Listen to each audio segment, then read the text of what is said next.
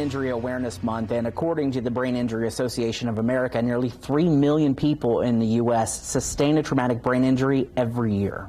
Well, too often these types of injuries, their victims and survivors are ignored. But thanks to experts like our guest and board-certified internal medicine specialist, Dr. David Smith, there is hope in survival. Dr. Smith, welcome to the show. Hey, greetings all. Thank you for having me. Dr. Smith, let's zero in on a specific type of brain injury. We've seen it portrayed in television and in real life through the stories of former NFL players and pro wrestling stars, war veterans. That's traumatic brain injury, or TBI as it's called. What is that?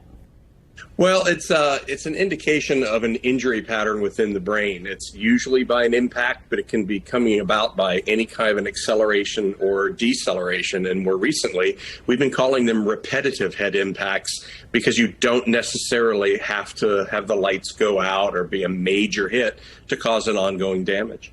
You know, this is such an interesting topic because I feel like as the years go on, we're understanding it better and better and better. And it's kind of scary, right? Unless you figure out that you're friends with smart people who've actually created things like yourself. You've actually created a device that can reduce the incidence of this kind of injury, the Q collar.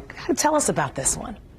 Well, it's kind of fascinating. It all started by somebody at the Army Research Lab jokingly telling me that clever people should try to figure out traumatic brain injury. And 6 months later, we actually looked at all the different animals in the forest, ended up writing a book here called When Heads Come Together in order to try to help people understand this journey that we went through. It's 15 years, 25 publications, 40 patents, and we ended up launching here just last year, and we had 40 NFL players, 8 in the playoffs, and it actually went into the Super Bowl.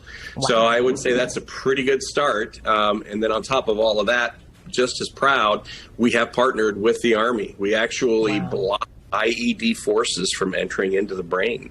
So it's really cool things going on. I don't know what other people do in their free time, but obviously your free time is about helping other people. That's amazing. Do you feel proud of yourself? Like, do you really understand the impact that you guys are having on people? I hope so. I gave up a very positive and wonderful medical practice of 30 years to chase after this dream.